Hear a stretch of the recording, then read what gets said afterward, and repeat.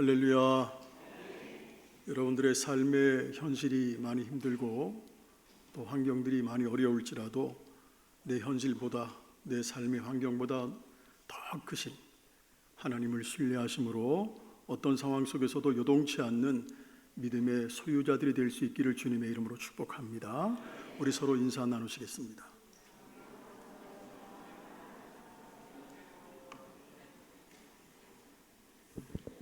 기도의 부흥, 말씀의 부흥, 섬김의 부흥, 선교의 부흥, 진천과 한국과 세계를 예수마을로 만들어가는 교회.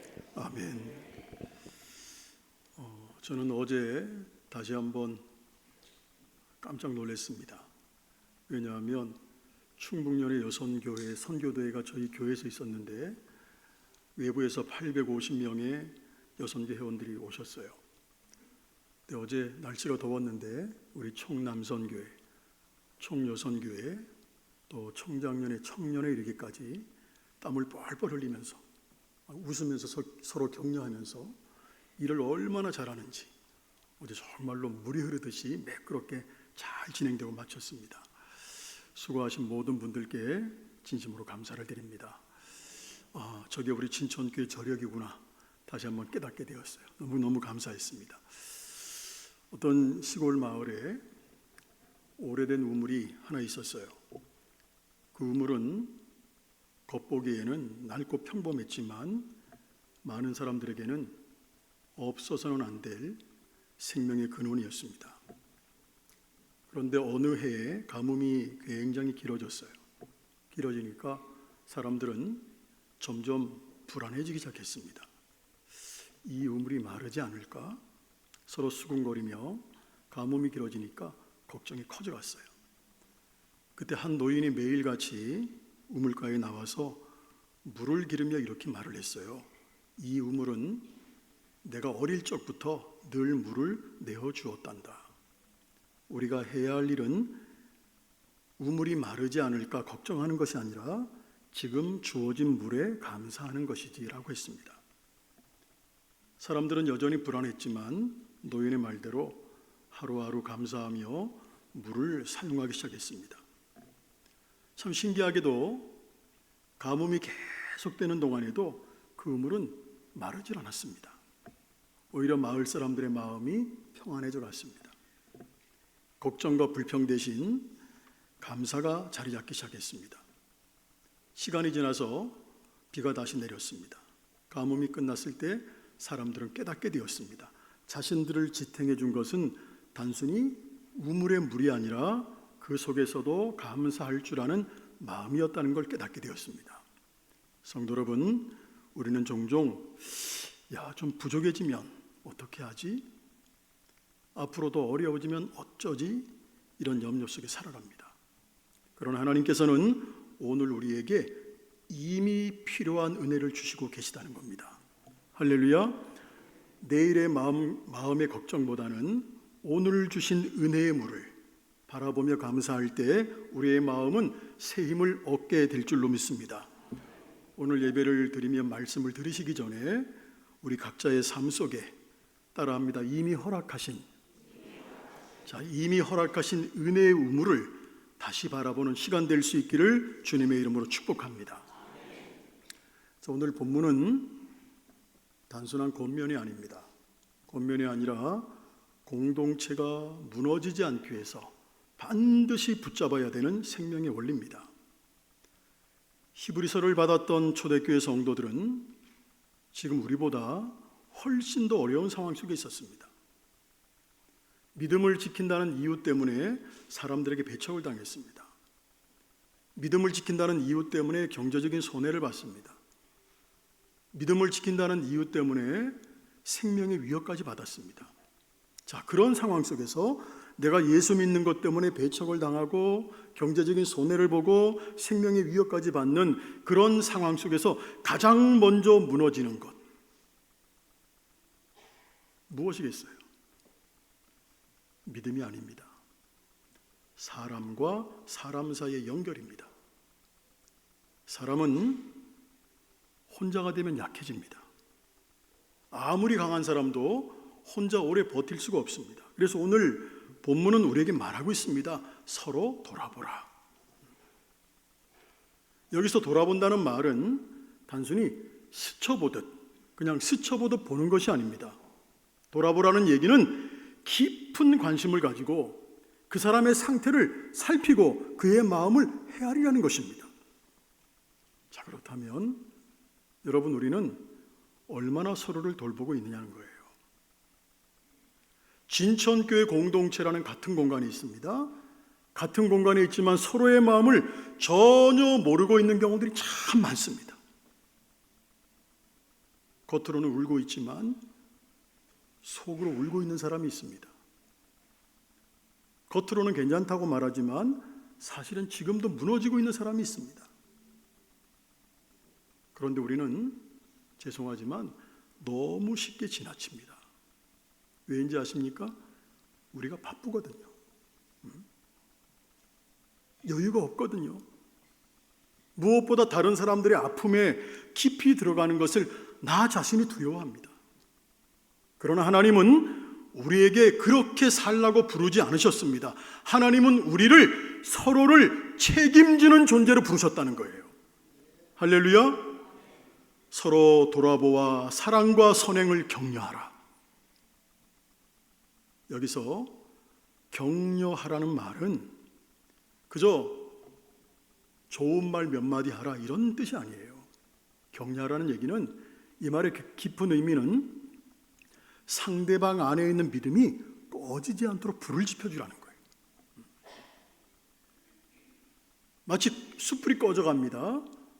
막 숯불이 꺼져갈 때 옆에서 바람을 불어넣어가지고 다시 숯불을 살리는 것처럼 그렇게 하라는 거예요. 여러분, 누군가의 믿음이 식어져 갈 때 그 옆에 있어 본 적이 있습니까?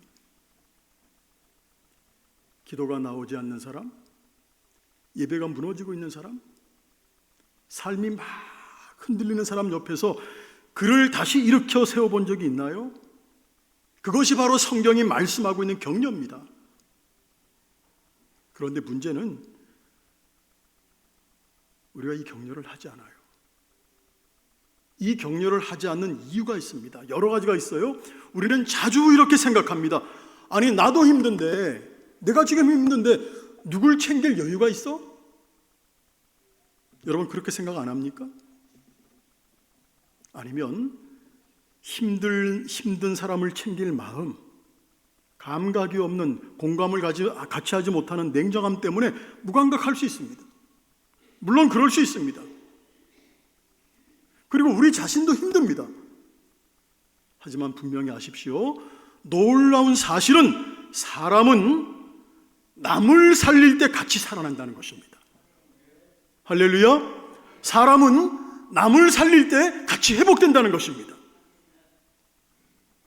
그러므로 격려는 에너지를 빼앗는 일이 아니라 오히려 생명을 회복시키는 일입니다. 왜? 하나님은 공동체를 그렇게 설계하셨습니다. 서로가 서로를 붙들 때 모두가 살아나도록 하나님은 그렇게 설계하셨다는 거예요. 믿으십니까? 그래서 오늘 본문은 계속 말하고 있는 거예요. 모이기를 패하는 어떤 사람들의 습관과 같이 하지 말라. 초대 교회 안에는 점점 모이지 않으려고 하는 사람도 있었던 것 같아요. 그 이유가 여러 가지가 있겠죠. 상처를 받았기 때문에 모이기 싫어할 수도 있고, 아니면 사람들 때문에 실망해서 모이지 않으려고 할 수도 있고, 그냥 너무 지쳐가지고 모이기 쉽지 않을 수도 있어요. 그런데 하나님은 분명히 말씀합니다. 그것이 습관이 될 수 있고 그 습관은 결국 믿음을 무너뜨린다는 거예요. 여러분, 신앙은 죄송하지만 혼자 지키는 것이 아니에요. 우리가 혼자서도 기도할 수 있고 혼자서도 말씀을 볼 수 있지만 혼자서는 끝까지 갈 수가 없습니다. 왜냐하면 하나님은 우리를 따라합니다. 몸으로 부르셨어요. 몸은 연결되어 있어야 살아있는 거예요. 자, 이 팔이 몸에서 떨어져요. 떨어지면 이 팔만 아픈 것이 아니라 몸 전체가 아파요. 왜? 우린 연결되어 있기 때문에 모든 지체들이 고통스러운 거예요. 우리도 마찬가지예요. 공동체에서 떨어지면 점점 영적으로 감각이 둔해지고 결국은 무너지게 된다는 겁니다. 그래서 하나님은 모이라는 거야, 모이라는 거. 단순히 그냥 자리에 앉으라는 것이 아니라 서로를 살리기 위해서 모이라고 하시는 거예요. 그리고 이어지는 말씀이 더 중요합니다. 그날이 가까움을 볼수록 더욱 그리하자. 여기서 말하는 그날이 뭔가요? 주님이 다시 오시는 날이에요. 여러분, 주님 다시 오실 것을 믿으십니까? 그것 때문에 우리가 버티고 있는 거잖아요. 주님 반드시 다시 오십니다. 할렐루야. 그날이 가까워질수록 세상은 더 혼란스러워. 지금 세계가 그렇잖아요. 그날이 가까워질수록 사랑이 더 식어져. 사람들의 관계는 더 깨져요. 그래서 하나님은 더 강하게 말씀하시는 겁니다. 더욱 서로 격려하라. 조금이 아니라 더 많이, 더 깊이, 더 진심으로 서로 붙들어 주라는 거예요. 성도 여러분, 우린 지금요, 격려가 사라진 시대를 살고 있어요. 여러분 가만히 보십시오. 사람들은 평가에는 되게 익숙해요. 사람들을 평가해요. 평가하는 건 되게 익숙한데 격려는 얼마나 인색한지 몰라요. 잘하면 당연하게 여겨요. 못하면 수없이 비난합니다. 이런 환경 속에서 사람들은 점점 마음을 닫아갑니다. 그런데 오늘 교회까지 그렇게 된다면 교회가 세상과 다를 바가 뭐가 있겠습니까? 여러분, 교회는 달라야 되는 겁니다. 교회는 실패해도 다시 일어날 수 있는 곳이어야 하고, 할렐루야, 교회는 약해도 받아들여지는 곳이어야 하고, 교회는 넘어져도 손을 잡아주는 곳이어야 합니다. 그것이 하나님께서 원하시는 공동체예요. 여러분 한번 생각해 보세요. 내가 힘들 때 누군가 나한테 와서 이렇게 말해준 적이 있습니까? 괜찮아, 내가 옆에 있을게. 아마 경험해 보신 분들은 그 한마디가 얼마나 큰 힘이 되었는지 기억하실 거예요. 어느 작은 교회에 신앙생활을 한 지 한 2년쯤 되는 자매가 있었습니다. 그 자매는 신앙생활을 한 지 2년밖에 안 됐지만 믿음이 정말로 잘 자라갔어요. 예배도 빠지지 않고 봉사도 열심히 했고 누가 봐도 신앙이 참 잘 자라간다, 너무 이쁘다, 참 좋은 자매다, 이렇게 말할 수 있는 사람이었어요. 그런데 시간이 지나면서 그 자매의 삶에 어려움들이 밀려오기 시작했습니다. 직장에서 문제가 생겼어요. 가정에서 부부간에 갈등이 생겼습니다. 마음이 점점 하나하나 무너져 내리는 거예요. 기도를 해도 아무런 느낌이 없어요. 말씀을 들어도, 말씀을 읽어도 마음에 감동이 없고 은혜가 없고 아무런 감각이 없어요. 결국 그 자매는 조금씩 교회에서 멀어졌습니다. 처음에는 한 번 빠지고 그 다음에 2번 빠지고 그러다가 어느 순간 완전히 발걸음을 끊게 되었습니다. 그런데 그 교회에, 같은 선교회에 한 집사님이 계셨어요. 그 집사님은 그 자매가 보이지 않는 것을 알고 마음에 계속 걸렸습니다. 아니, 요즘 왜 그 자매가 안 보이지? 무슨 일이 있는 것은 아닐까? 그렇게 몇 번 고민하다가 결국 자매에게 연락을 했습니다. 하지만 전화를 받지 않았어요. 카톡 문자 받지 않았어요. 보통 우리는 여기서 멈춰버립니다. 바쁜가 보고 나중에 오겠지. 그런데 그 집사님은 멈추지 않았습니다. 직접 그 자매의 집을 찾아갔습니다. 문 앞에 서서 한참 망설이다가 조심스럽게 배를 눌렀습니다. 한참 후에 문을 열고 나왔는데 그 자매의 모습은 예전과는 완전히 달라져 있었습니다. 눈에 생기가 없어요. 얼굴은 지친 기색이 가득했습니다. 그 순간 집사님은 많은 말을 하지 않았어요. 우리의 문제가 뭐냐면 우린 이런 오류들을 범할 때가 있어요. 자꾸 내가 말을 많이 해서 답을 주려고 해요. 상처받은 사람이 있으면, 주저앉은 사람이 있으면 자꾸 내가 말을 해가지고 그 사람에게 답을 주려고 해. 그런데 그 집사님은 그저 이렇게 말했어요. 그냥 보고 싶어 왔어요. 그리고 그 자매 앞에서 아무 말 없이 같이 앉아 있었습니다. 얼마나 어색하겠어요. 어색한 침묵이 흘렀습니다. 그런데 시간이 조금 지나니까 그 자매의 눈에서 눈물이 흐르는 거예요. 그리고 이렇게 말했습니다. 사실 아무도 안 찾아올 줄 알았습니다. 제가 교회를 안 가도 아무도 관심이 없을 줄 알았어요. 그 말을 듣는 순간 집사님의 마음이 무너졌습니다. 너무 마음이 아팠어요. 그리고 조용히 말을 했습니다. 아니야, 나도 알고 있었고 하나님도 알고 계셔. 그날 이후로 그 자매는 다시 교회로 돌아왔습니다. 완전히 회복되기까지 시간이 걸렸지만 그의 믿음은 다시 살아났고 오히려 다른 사람들을 격려하는 사람으로 세워져 갔습니다. 여러분, 그 자매를 다시 회복시킨 것은 대단한 설교가 아니었습니다. 특별한 프로그램도 아니었습니다. 단 하나였습니다. 포기하지 않고 찾아가 준 한 사람, 그냥 옆에 있어준 한 사람. 할렐루야. 히브리 말씀처럼 그 집사님은 서로 돌아본 사람이었습니다.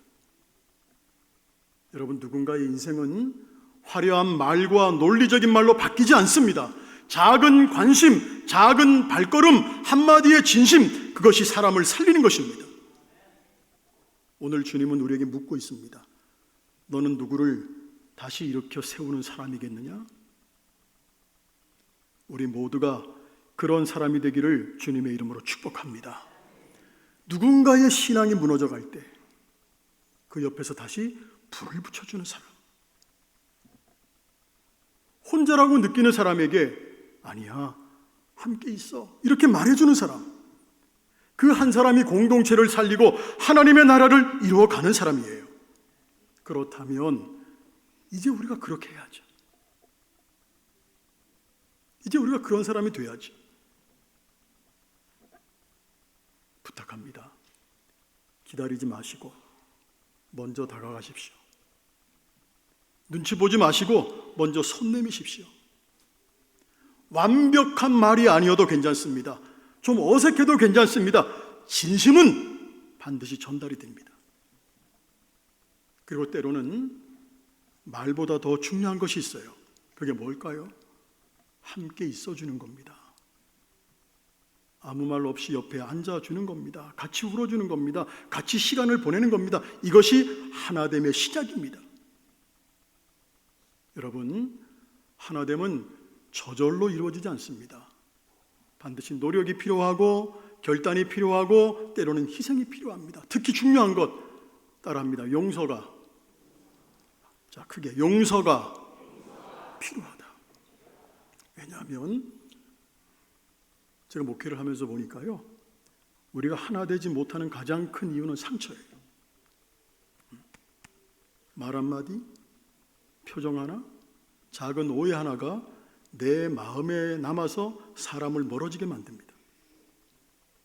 그런데 분명히 아세요, 용서하지 않으면 그 상처는 계속 나를 묶습니다. 그래서 용서는, 한 번만 더 따라합니다. 용서는 감정이 아니라 결단이다. 도와주는 결단이에요. 그 순간 우리는 자유해지는 것이고 관계는 회복되기 시작할 겁니다.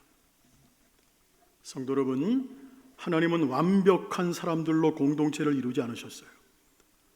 부족한 사람들, 연약한 사람들, 실수하는 사람들을 모아서 하나의 공동체를 이루셨습니다. 왜일까요? 서로 필요하기 때문이에요. 내가 강한 부분으로 다른 사람을 세워주는 거예요. 내가 약한 부분 속에서 다른 사람의 도움을 받기 위해서입니다. 이것이 죄송하지만 하나님 나라의 방식이에요.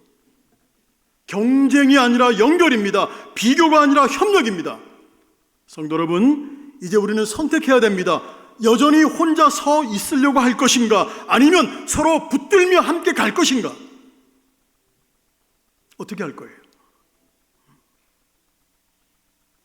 오늘 하나님은 우리에게 말씀하십니다. 서로 격려하라는 거, 서로 돌아보라는 거, 더욱 힘써 하나가 되라. 제발 부탁합니다. 이 말씀을 지식으로만 남겨두지 마십시오. 오늘 이 자리에서 한 사람을 좀 떠올려 보십시오. 지금 지쳐있는 사람, 혼자 있는 사람, 누군가가 필요한 사람이 있다면, 떠오른다면 그건 우연이 아니에요. 하나님이 맡기신 사람이에요. 오늘 그 사람에게 다가가십시오. 그리고 말하십시오. 나는 내 편이야. 혼자가 아니야. 그 작은 시작들이 진천교회 공동체를 바꾸고 우리의 신앙을 살리고 하나님의 나라를 이루어 갈 것입니다. 여러분, 소망하기는 우리가 서로를 외면한 사람이 아니라, 서로 외면하면 안 되잖아요. 서로를 외면하는 사람이 아니라 돌아보는 사람이 되기를 소망합니다. 격려의 말을 아끼지 않고 사랑을 행동으로 나타내는 삶이 되기를 소망합니다. 상처를 붙잡고 살아가는 것이 아니라 용서로 자유하게 하고 하나 되는 공동체가 되기를 소망합니다. 우리 진천교회 공동체가 지난 4월 1일 교회 설립 109년을 맞이했습니다. 109년은 단순한 시간의 흐름이 아닙니다. 바로 이러한 서로를 향한 관심, 서로를 향한 격려가 켜켜이 쌓여 이루어진 은혜의 역사입니다. 수많은 선배 신앙인들이 서로 붙들어주고 믿음을 지켜왔기 때문에 오늘 우리가 이 자리에 서 있을 수 있는 겁니다. 이제 그 바톤이 우리에게 주어졌습니다. 앞으로의 10년, 20년, 그리고 그 이후의 시간 속에서도 우리 진천교회가 변함없이 사랑을 실천하고 서로를 격려하고 모이기를 힘쓰는 공동체로 서기를 주님의 이름으로 축복합니다. 그래서 이곳이 우리 교회 공동체가 지친 영혼들에게 힘이 되고 흔들리는 사람들에게 다시 일어설 힘이 되는 살아있는 믿음의 공동체가 되기를 정말로 소망합니다. 사랑하는 성도 여러분, 우리 함께 걸어갑시다. 우리 옆에 분한테 얘기해, 함께 걸어갑시다. 할렐루야. 여러분, 우리 함께 걸어갑시다. 서로 바라보며 서로 세워주며 하나님께서 기뻐하시는 공동체로 그 은혜의 길 위에 지난 109년을 인도하신 하나님께서 앞으로의 날들도 동일하게 우리와 함께 하실 줄로 믿습니다. 우리 진천교회가 주님의 기쁨으로 살리는 공동체가 되기를 주님의 이름으로 축원합니다. 기도하겠습니다.